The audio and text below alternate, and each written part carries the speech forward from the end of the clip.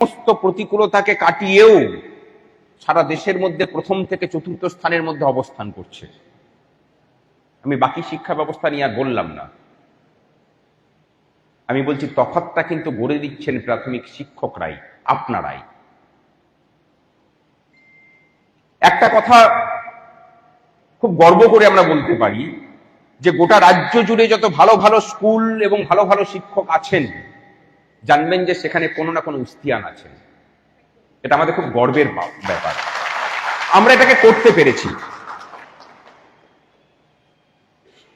আমরা যেমন নিজেদের দাবি দাওয়া নিয়ে পথে নামতে পেরেছি, সেখানে যেমন আপসহীন লড়াই করেছি, ঠিক একই রকম ভাবে কোনো দুর্যোগে যখন প্রশাসন পৌঁছাতে পারেনি, তার আগে আমাদের সদস্য সমর্থকরা নৌকা নিয়ে গলা বুক মানে এক গলা জল অতিক্রম করে তারা দুর্গত মানুষের কাছে পৌঁছেছেন।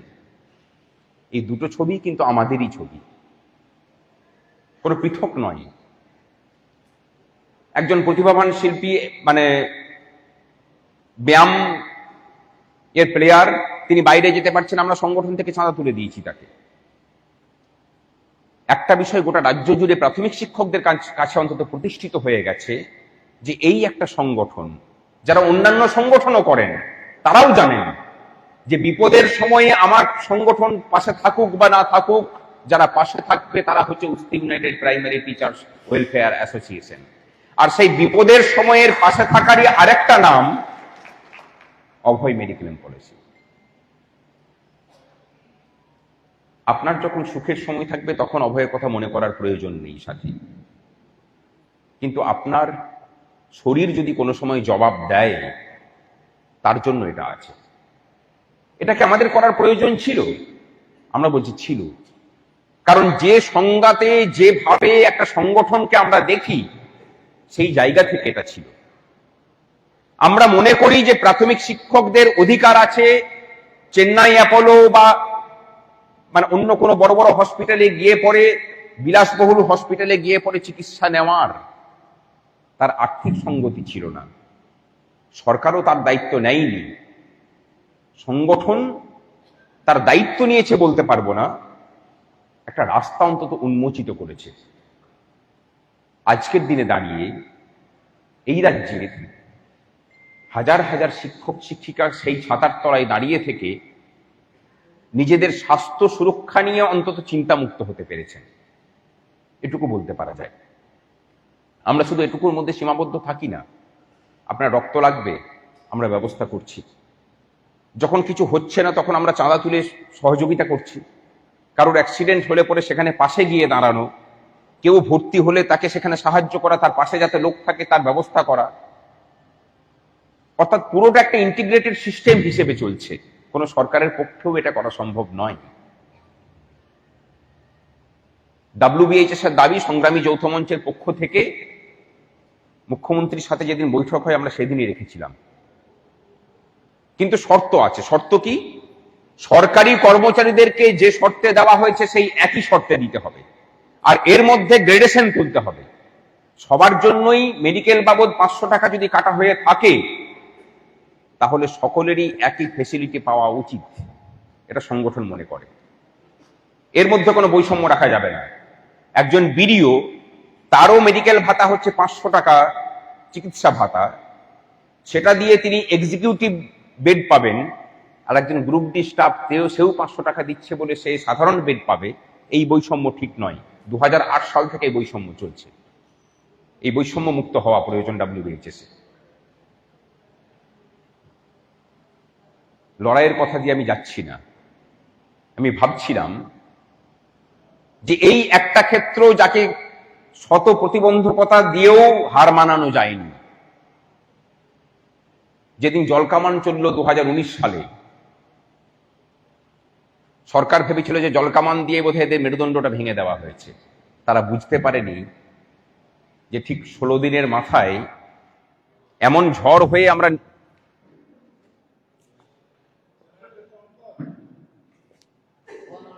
হ্যালো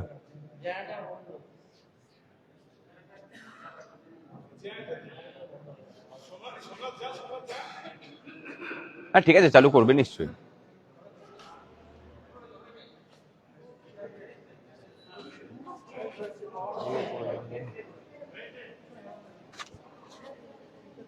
এমন ঝড় হয়ে আমরা আছড়ে পড়ব,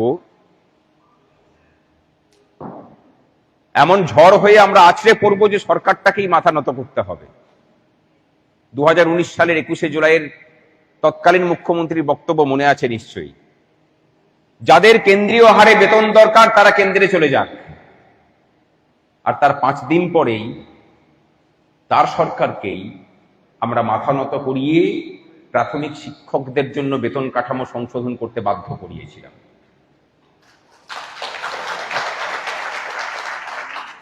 বলতে গেলে সেই প্রথম বোধহয় অতটা ঝামা ঘষা খেয়েছিল বিগত সরকার, ইমপ্লিমেন্টেশন ঠিক মতো করেনি। এবং যে মানুষগুলো নবান্নে বসে বসে ওই অর্ডারটাকে ড্রাফটিং করেছিলেন, সেই মানুষগুলো কিন্তু তৃণমূলের লোক ছিল না, তারা ছিল আগের সরকারের লোক। ভেবে অবাক হচ্ছেন। আমি তাদের সাথে গিয়ে কথা বলেছিলাম এই অর্ডার নিয়ে, এবং তখন যখন চেপে ধরেছিলাম সে উত্তর দিতে পারেনি, মুখ শুকিয়ে গিয়েছিল তার। সেই অর্ডারের ফলে একটা নতুন বৈষম্যর সৃষ্টি হলো সিনিয়র এবং জুনিয়রদের মধ্যে। কথা দিয়ে যাচ্ছি যে সেটাও সংশোধিত হবে। নোশনাল মামলা পড়ে আছে, 2টো শুনানি লাগবে, একটু অপেক্ষা করছি, অপেক্ষা করতে দিন। কিন্তু এই কথাটা বলে দিয়ে যাই যে বিভ্রান্ত হবেন না। যাদের লোকরা ভুল অর্ডারটাকে করিয়ে, সরকারকে বুঝিয়ে ভুল অর্ডার ইমপ্লিমেন্ট করিয়ে আপনাকে বঞ্চিত করেছে, তারা এখন বোঝাচ্ছে যে নোশনালটা এর আগে না পেলে, পে কমিশনের আগে না পেলে আপনি নাকি চরম বঞ্চিত হবেন। আপনি নোশনাল পাবেন সরকারের নির্দেশে বা কোর্টের নির্দেশে। যখন হবে আপনি এরিয়ার সমেত পাবেন। এরিয়ার খুব কম করে কত হতে পারে, মানে কখন থেকে হতে পারে? 1/8/2019 থেকে কড়াই গন্ডাই পাবেন। এবং আমরা সেখানে 18% হারে কম্পাউন্ড ইন্টারেস্টের কথাও কিন্তু সেখানে ক্লেম করে রেখেছি। ডিএ মামলার মতো ভুল আমরা সেখানে করিনি। আর কি, তার আগে যদি পে কমিশন হয়, নতুন করে রিফিক্স হবে সেটা। যারা অবসর নিচ্ছেন তারাও পাবেন। মানুষকে ভালো দিকে পথ দেখাতে পারুক বা না পারুক, দেখবেন যে নেগেটিভ এনার্জির শক্তি অনেক বেশি হয়, মানে তার ইন্টেন্সিটি বেশি হয়। আপনার ভিতরে যদি আপনার অহংকারকে সরাতে হয়, আপনাকে সারা জীবন মানে সাধনা করার পরেও অহংকার সরে না। আর আপনার মধ্যে অহংকার আনার জন্য বেশি সময় লাগে না। ধরুন আপনি রাস্তা দিয়ে যাচ্ছেন, স্কুলের পথেই যাচ্ছেন, দেখলেন যে একটা টাকার বান্ডিল পড়ে আছে। 99% সময়ে আপনার প্রাথমিক ইনস্টিংক্ট হবে যে চারিপাশে দেখে নিয়ে ওটার দিকে এগিয়ে যাওয়া। 1% সময় এরকম হতে পারে যে আপনার বিবেক বলল যে ওটা আপনার নয়, সুতরাং ওটাতে কোনো অধিকার নেই, যার বটে সে ভুল করে ফেলুক বা যাই কিছু করুক না কেন সে নিয়ে যাবে, তুমি এখান থেকে চলে যাও। ওই 1% সময়ের অর্জনের জন্য কিন্তু সাধনা লাগে, আর 99% জন্য সাধনার প্রয়োজন হয় না। যারা প্রতি মুহূর্তে বলছেন কই কি করলো, গ্রান্টিনেডের অর্ডার তো এখন এলো না, সরকার বলছে না নেতা বলছেন, বলছে আমরা নেতা না, মাটি থেকে উঠে এসেছি, আমরা প্রকৃতই নেতা। কিরকম নেতা? মানুষের মধ্যে মিশে থেকে মানুষের হয়ে লড়াই করার নেতা। ওই লোকাল কমিটি আর জোনাল কমিটি থেকে ঠিক করে দিয়ে প্যারাশুট থেকে উঠে এসে আমরা বসিনি সাথে। যারা বলবে যে সরকার তোমার সাথে বঞ্চনা করলেও সরকারটাকে চোখের মনির মতো করে রক্ষা করতে হবে, আমরা কি বলি? সরকার তোমার স্বার্থ পূরণ না করলে সরকারটাকে ছুঁড়ে ফেলে দাও। তফাৎ ছিল, তফাৎ আছে, তফাৎ থাকবে।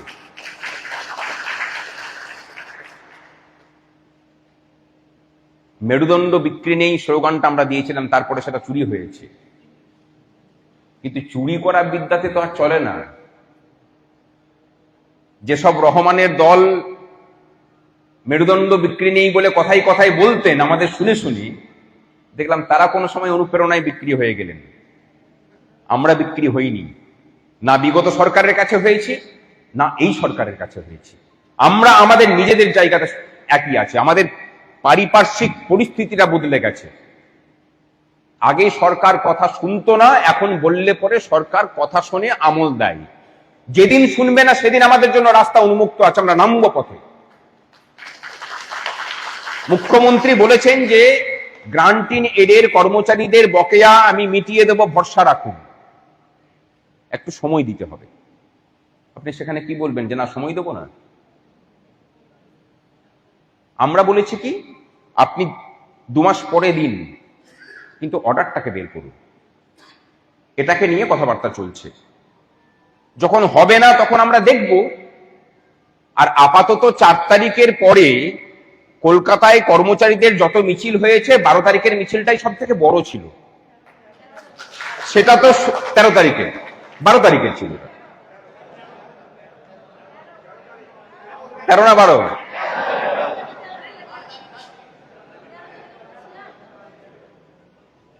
তাও তো সেটা শুধুমাত্র প্রাথমিক শিক্ষকদেরই মিছিল ছিল। তার সাথে সংগ্রামী যৌথ মঞ্চের মানুষজন এসে যুক্ত হয়েছিলেন। তার মানে গ্রান্টিন এডের কর্মচারীদেরকে যদি একসাথে নামাই তাহলে বুঝতে পারছেন কলকাতাটা কি হবে। আর বাকিরা যারা পাক্ষিকভাবে মিছিল করেন এবং ভেসে থাকতে চান এবং বলেন যে আমরা নামলে পরেই নাকি সরকার মেনে নিচ্ছে সবকিছু করে, তাদেরকে বলি যে 15 বছরে কিছু করতে পারেননি। যা কিছু করেছে সেটা হচ্ছে এই সংগঠন এবং তার নেতৃত্বে সংগ্রামী যৌথ মঞ্চ করেছে। আরে আপনারা ডিএটাকে তো ভুলিয়ে দিয়েছিলেন। পশ্চিমবঙ্গের কর্মচারীরা কোনো কালই এআইসিপিআই অনুযায়ী ডিএ পায়নি, আজকেও না, কিন্তু আগামী দিনে পাবেন।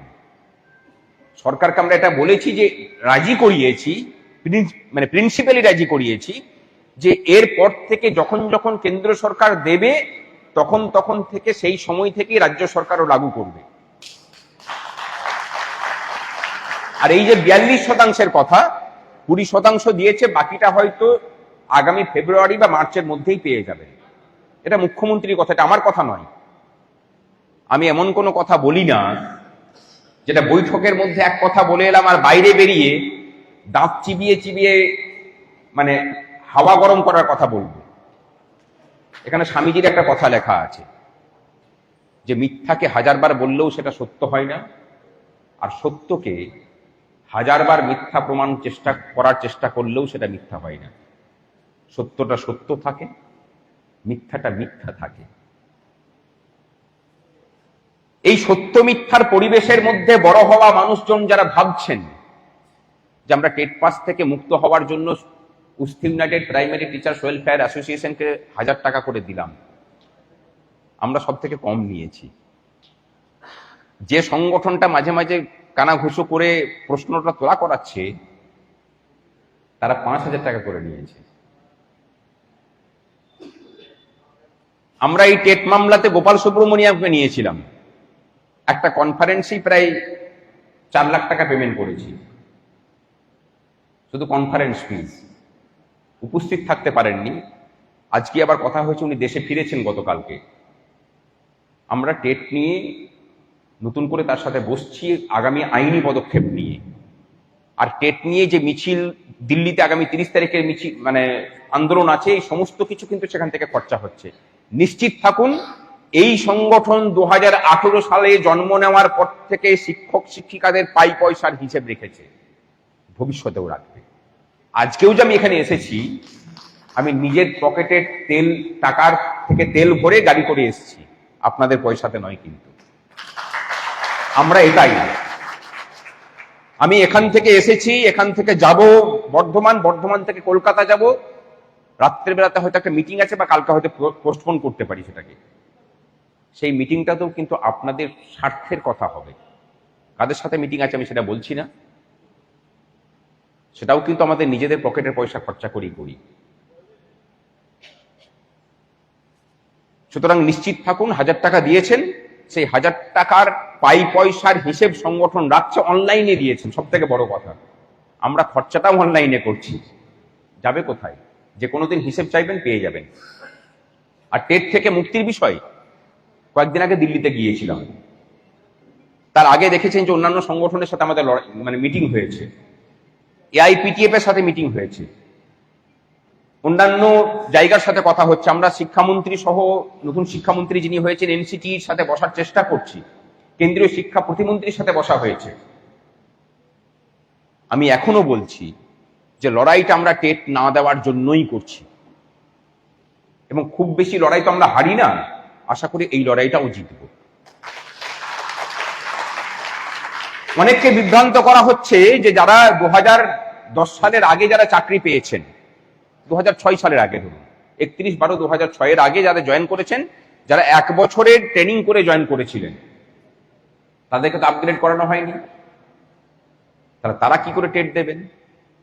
তাহলে চলুন, আমরা দোকান খুলে বসে আছি, আমাদের কাছে কেস করবেন, 10,000 টাকা করে লাগবে, আসুন। সেই কেস হবে কি না হবে তারা কিন্তু জানেন না।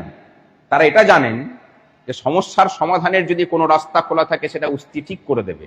মাঝখান থেকে কি হবে? এই যে শিক্ষক শিক্ষিকাদের 10,000 টাকা করে নেব, সেটা মোটামুটি আমাদের পকেটে ঢুকবে। মানে এই যে ট্র্যাডিশন ছিল, যখন ক্ষমতায় ছিলেন গলায় চাকু লাগিয়ে সবাইকে মেম্বার হতে হবে এবং সেই মতো করে গাল ভরা করে হিসেব দিতে হবে, এসব কথাগুলো বলতাম না, কিন্তু যেভাবে নোংরামি শুরু করেছেন কিছু প্রত্যুত্তর দেওয়া প্রয়োজন আছে। 2003 সালে যখন চাকরি পাই, 6 মাস পরে বেতন পেয়েছিলাম। সেই সময় 150 টাকা করে চাঁদা দিতে হতো তৎকালীন শাসক সংগঠনকে, মনে আছে তো? ভুল বলছি কি আমি? তারপরে অফিস হবে তার জন্য পয়সা, সম্মেলন আছে তার জন্য পয়সা, ওই কৃষক সম্মেলন আছে তার জন্য পয়সা। আর আজকে 2026 সালে এসে পরে আপনি 155 টাকা চাঁদা দিচ্ছেন সংগঠনকে, তার বিনিময়ে একটা কার্ডও পাচ্ছেন। সেই কার্ড আবার আপনার হেলথের, মানে কোথাও টেস্ট করাতে যাবেন তার জন্য ছাড়ের ব্যবস্থা করে দিচ্ছে, ডাক্তার দেখাতে যাবেন তার জন্য ছাড়ের ব্যবস্থা করছে। তফাৎটা ছিল সাথী, তফাৎটা এখনো আছে, আর ভবিষ্যতে থাকবেও। তাদেরকে বলি যাদের 1 বছরের ট্রেনিং আছে, ভালো করে শুনে নিন, কাউকে বিভ্রান্ত হতে হবে না। আচ্ছা, সুপ্রিম কোর্ট বলে দিয়েছে, কোনো নিয়ম করে দিয়েছে যে 1 বছরের ট্রেনিং থাকলে পরে বা ইন সার্ভিস যারা, তাদেরকে যদি টেটে বসতেই হয়, টেট পাস করতে হলে কি কি ক্রাইটেরিয়া লাগবে? কোথাও বলেছে? টেট পাস করার জন্য বা টেটে বসার জন্য যা কিছু মিনিমাম কোয়ালিফিকেশন, সেটা হচ্ছে ফ্রেশারদের জন্য। আমাদের জন্য কিন্তু এখনো কোনো কিছু নির্ধারিত হয়নি। ইউপি সরকার এমনি জেনারেল টেট নিয়ে সেখানে ইন সার্ভিস দিকে বসিয়েছে। কিভাবে বসিয়েছে? যাদের 1 বছরের ট্রেনিং ছিল তারাও বসেছেন, যাদের ট্রেনিং ছিল না তারা বসেছেন, যাদের এইচএস ছিল তারা বসেছেন, যাদের এইচএস এ 50% ছিল তারাও বসেছেন, যাদের ছিল না তারাও বসেছেন, যারা মাধ্যমিক পাস তারাও বসেছেন। কিভাবে? আপনি যে ইন সার্ভিস সেটা বুঝবে কি করে? আপনার স্যালারি স্লিপটা নিয়েছে, টেটে বসতে দিয়েছে। এটাই কিন্তু নিয়ম। আমরা কথা বলছিলাম বলে একদম আইনগতভাবে ঠিকঠাক কাজ করেছে ওরা। এখানে যারা খুঁচিয়ে ঘা করতে চাইছেন, যারা কেস করতে যেতে চাইছেন, তাদের কাছে একটা প্রশ্ন করি। ধরুন, যে মানুষটা 1998 সালে জয়েন করেছেন 1 বছরের ট্রেনিং করে, আপনি প্রথম দিন থেকে এই ক্যাটাগরি পাচ্ছেন। আপনাকে যে 2 বছরের আপগ্রেড করতে হয়নি, আপনাকে ছাড়টা কে দিয়েছে? এনসিটিএ দিয়ে রেখেছে। এখন আপনি যদি গিয়ে পরে বলেন যে আমি নন ট্রেন্ড, আমাকে 2 বছরের ট্রেনিং করতে দেওয়া হোক বা 1 বছরের ব্রিজ কোর্স করানো হোক, কালকের দিনে যদি কেউ পাল্টা মামলা করে বলে যে আপনি ওভারড্রন করেছেন, আপনাকে ফেরত দিতে হবে টাকা, কি করবেন? আপনি নিজেই তো সাবমিশন করছেন। বা যেসব এসআই, এআই, ডিআইরা বলছেন যে হ্যাঁ করে নিন, তাদেরকে জিজ্ঞাসা যে ধরুন এখন আমি এনরোলমেন্ট করালাম 2 বছরের ট্রেনিং এর জন্য, আমার ট্রেনিংটা কখন শুরু হবে? আগস্ট মাস থেকে। শেষ হবে কখন? 2028 সালের জুলাই মাসে বা জুন মাসে। আপনি তারপরে কখন টেট দেবেন, তারপরে কখন টেট পাস করবেন? তাহলে এই সব কথাবার্তা যারা বলে আপনাকে প্রতি মুহূর্তে বিভ্রান্ত করছে এবং মানুষকে বিপদে ফেলে পড়ে নিজেদের দলে টানার যে প্রবণতা পশ্চিমবঙ্গে ছিল, যেটা মোটামুটি ভেঙে ফেলেছি আমরা, এরা সেই অভ্যাস ত্যাগ করতে পারে না। সেই সারদা মায়ের একটা কথা আছে না, যে রসুনের বাটি ধুলেও গন্ধ যায় না। এরা হচ্ছে সে রসুনের বাটি। যতই ঘষা মাজা করুন না কেন, শিক্ষক শিক্ষিকাদেরকে আতঙ্কগ্রস্ত করে রেখে নিজেদের দলে টেনে নিয়ে আসার যে অভ্যাস, সেই অভ্যাস থেকে এরা বেরোতে পারেনি, বেরোতে পারবেও না কোনোদিন। এই যে অভয় আমরা যখন শুরু করেছিলাম, তখন এরাই বলেছিল প্রথম, না তৃণমূল শিক্ষা সেলের লোকরা বলেনি, তারা বরঞ্চ লাইন লাগিয়েছিল যে কি করে আমাদের এটার মধ্যে ঢুকতে পারে, যারা কমিশনের ব্যবসা করতে নেমেছে। তার কারণটা কি? ওই যে 2003 সালে আমার কাছ থেকে 150 টাকা করে নিয়েছিল, তখন তো কমিশনটা খেয়েছিল। তাহলে যে যেমন, সে তো পরকে সেরকমই দেখবে। নিজেরা কমিশন খেয়ে খেয়ে তো অভ্যাস হয়ে আছে, সুতরাং তারা ভাবতেই পারে না যে সংগঠন করব অথচ শিক্ষকদের টাকাতে কমিশন খাবো না। এটা আবার হয় নাকি কোনোদিন? পরে যখন দেখলো যে কমিশনটা উঠতে এত পরিমাণে পাচ্ছে, নিজেরাও কমিশনে নেমে গেছে ব্যবসা করতে। আর একটা সংগঠনের কাজ শুধুমাত্র সরকারের কাছে দাবি দাওয়া আদায় করা নয়। সরকার কোনো সময়ই আপনাকে আপনার সমস্ত দাবি পূরণ করতে পারে না, করেনি কোনোদিন। সংগঠনের দায়িত্ব হচ্ছে আপনার হাতে যদি সুযোগ সুবিধা থাকে, আপনি আপনার মেম্বারদের জন্য ভালোভাবে বেঁচে থাকার জন্য যতটা সম্ভব চেষ্টা করুন। অভয় হচ্ছে সেই দৃষ্টিভঙ্গি থেকেই বাস্তবায়িত একটা প্রকল্প। সেটা ঠিক না ভুল, সেটা উদাহরণ ইতিহাস দিয়ে দিয়েছে, প্রমাণ দিয়ে দিয়েছে বিগত 4 বছর ধরে। সারা ভারতবর্ষের মধ্যে গত পরশুদিনও আমরা একটা মিটিংয়ে বসেছিলাম এই অভয়কে নিয়ে।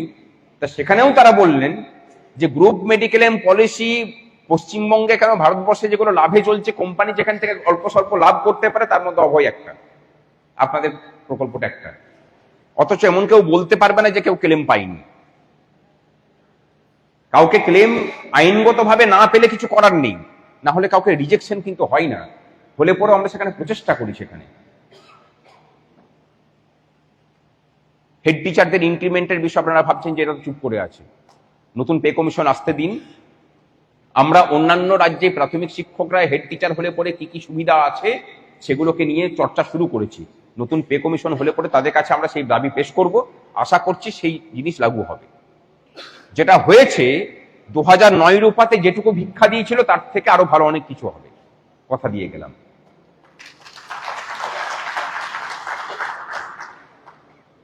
আরো অনেক কিছু বলার ছিল, সময় নেই আর, আমাকে তাড়াতাড়ি বেরোতে হবে। ভালো থাকবেন। আর যদি কোনো জিজ্ঞাসা থাকে, দেখুন সারপ্লাস অ্যাডজাস্টমেন্ট নিয়ে আমরা মন্ত্রীকে বলেছি, এটা মুখ্যমন্ত্রীর কাছেই আমরা কথাটা তুলেছিলাম যে পদ্ধতিতে হচ্ছে এটা ঠিক নয়। এই পদ্ধতিতে গেলে পরে আইনগতভাবে চ্যালেঞ্জ হলে এটা কিন্তু টিকবে না। বায়োলজিক্যাল এজ ধরে কোনোদিন সারপ্লাস করা যায় না। আপনাকে সার্ভিস লাইফের সিনিয়রিটি দেখতেই হবে।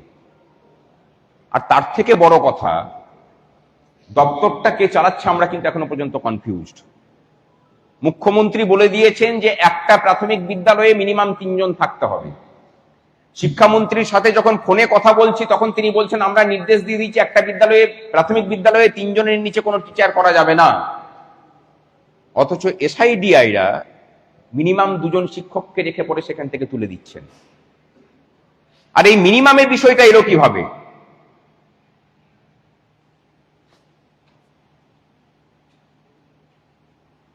আরটিই অ্যাক্ট 2009, তারা ন্যূনতম কত সংখ্যা রাখতে হবে সেটা বলেছিল। সরকার বলছে আমি উন্নত মানব সম্পদ চাই 2047 সালে বিকশিত ভারতের জন্য। আপনি চাইতেই পারেন, কিন্তু সেই চাওয়ানো এবং নিজের কর্ম করার মধ্যে তো একটা সাযুজ্য থাকতে হবে। আপনি চাইছেন উন্নত মানব সম্পদ, আর আপনি বলছেন শিক্ষা প্রতিষ্ঠানে মিনিমাম শিক্ষক শিক্ষিকা থাকবেন। দুটো তো এক নয় সাথী। 6টা ক্লাস 2 জন মিলে পড়াবে কি করে? আপনাদের কোন শিক্ষা বিশেষজ্ঞ আছেন যিনি দিনের পর দিন সেই কাজটা করে দেখিয়ে দেবেন? একবার পাঠান, একটা সপ্তাহ কোনো প্রাথমিক বিদ্যালয়ে পড়িয়ে দেখাক, আমরা শিখে নিয়ে পরে সেটাকে ইমপ্লিমেন্ট করব। আজ পর্যন্ত কাউকে পাইনি। অদ্ভুত অদ্ভুত সব সিদ্ধান্ত আসছে, আমরাও কনফিউজড। দপ্তরটা চালাচ্ছেন কে? আসলে 15 বছরের যে ভূত ওই বিকাশ ভবন সহ প্রত্যেকটা শিক্ষা ভবনে বসে আছে, সেই ভূত মুক্তি এখনো পর্যন্ত শিক্ষা দপ্তর হয়নি। আমাদের লড়াইটা সেই ভূত মুক্তির লড়াই। আগামী 5 তারিখ উস্তি ইউনাইটেড প্রাইমারি টিচার্স ওয়েলফেয়ার অ্যাসোসিয়েশনের সাথে শিক্ষামন্ত্রীর বৈঠক আছে। সেই বৈঠকে আমরা যেমন শিক্ষক শিক্ষিকাদের এইসব দাবি দাবাগুলো তুলে ধরবো, শিক্ষা পরিকাঠামোর উন্নয়নের জন্য আমাদের বক্তব্য থাকবে। এই সারপ্লাস অ্যাডজাস্টমেন্ট নিয়ে আমাদের বক্তব্য মানলে ভালো, যদি না মানেন আদালতে দেখা হবে। আমরা তৈরি হয়ে আছি। কোনটা? দেখুন, সরকার চাইলে পরে আপনার মানে শিক্ষকতার যে সক্ষমতা সেটাকে আপগ্রেড করার জন্য ট্রেনিং করাতেই পারে, কিন্তু অনলাইন ট্রেনিং এর কোনো মূল্য সেভাবে আছে কিনা আমার জানা নেই। এই ট্রেনিং গুলো যদি অফলাইন হতো অনেক বেশি করে ভালো হতো। করে রাখতে পারেন, যদি অর্ডার আসে করবেন। যেটুকু দেখেছি হলে পরে আপনার কাজেই লাগবে। এটা ভালো জিনিসের জন্য প্রতিবন্ধকতা তৈরির পক্ষপাতী আমরা নই। এটাকে নিয়ে সরকারের মুখ্য উপদেষ্টার সাথে আমাদের কথা হয়েছে, এই সমস্যার কথা বলেছি। তিনি বলেছেন যে সেন্সাসের কমিশনার যিনি আছেন তার সাথে আমাদের বৈঠকের ব্যবস্থা করবেন। রাজ্যে মোটামুটি 7,000 প্রাথমিক বিদ্যালয় এরকম আছে যাদের সব শিক্ষককে তুলে নেওয়া হয়েছে। 49,000 প্রাথমিক বিদ্যালয় আছে, তার মধ্যে আরো 15,000 শিক্ষক শিক্ষিকা আছেন যেখানে মাত্র 1জন বা 2জন শিক্ষক অবশিষ্ট আছেন। এইরকম ভাবে প্রাথমিক শিক্ষা চলতে পারে না। বিষয়টা যথাযোগ্য স্থানে পৌঁছানোর চেষ্টা করছি। যদি না হয় তাহলে একথাও বলে দিয়ে যাচ্ছি যে আমরা কিন্তু মামলার পথে হেঁটে পুরো ব্যাপারটাকে ঘাটার চেষ্টা করব। আমরা সেন্সাসের বিরোধী নই, আমরা সমবন্টন নীতিতে বিশ্বাস করি। প্রশাসন যদি আমাদের সংগঠনের সাথে নিচের লেভেলে বসে পড়ে ব্যবস্থা করতে পারতো না, তাহলে অনেক বেশি ভালো হতো। আমাদের ব্লকগুলোতে যেমন ভাবে আমরা করেছি, স্কুলের কাছে দেওয়া হয়েছে যাতে করে সে স্কুলটা করে নিতে পারে, ম্যানেজ করে। কাছাকাছি জায়গায় না দিয়ে এক জায়গায় স্কুল, এক জায়গায় বাড়ি, তাকে পোস্টিং দিয়েছে আরেক জায়গায়, সেন্সাসের কাজ দিয়েছে। এই অবৈজ্ঞানিক ব্যবস্থা চলতে পারে না। আর শিক্ষা ধ্বংস করার যে কোনো প্রচেষ্টা অন্য কেউ রুখুক না রুখুক, Usti united primary teachers welfare association বুক দিয়ে রয়েছে। আমরা লড়াইয়ে ছিলাম, লড়াইয়ে আছি, লড়াইয়ে থাকবো। এই রাজ্য সরকারের যা যা ভালো কাজ পূর্বের মতোই, পূর্বেও যেমন করেছি ভবিষ্যতেও করব, তার প্রশংসা যেমন করব, যেখানে যেখানে ভুল হবে তার সমালোচনা করতে আমরা পিছু পা হব না। আর এই সংগঠন কোনো দলের, কোনো মতের, কোনো ধর্মের সংগঠন নয়, এখানে মানুষের সংগঠন। আমরা মানুষ হয়ে থাকব, কিন্তু সেই মানুষের বহিঃপ্রকাশ দেশ বিরোধী হবে না। দেশের মানুষ, এই রাজ্যের শিশুরা হচ্ছে সবার আগে আমাদের কাছে থাকবে, তারপরে অন্য কিছু। কোনো দলীয় স্বার্থ রক্ষা করার জন্য এই সংগঠন নয়, অতীতে ছিল না, বর্তমানেও নেই, ভবিষ্যতেও থাকবে না। ভালো থাকবেন সকলে। আর একটা ভালো খবর দিই, কাগজে কলমে জন্মদিন হয়, তা আজকে হচ্ছে কাগজে কলমে আমাদের সংগঠনের জন্মদিন। 2রা আগস্ট 2018 সাল আজকের দিনে আমাদের সংগঠন এর রেজিস্ট্রেশন হয়েছিল। পথ চলা শুরু হয়েছিল তার আগে, কিন্তু সংগঠনের রেজিস্ট্রেশনটা আজকের দিনে হয়েছিল। সেই অর্থে বলতে গেলে আজকে হচ্ছে এই সংগঠনটার কাগজে কলমে জন্মদিন। ভালো থাকবেন সকলে।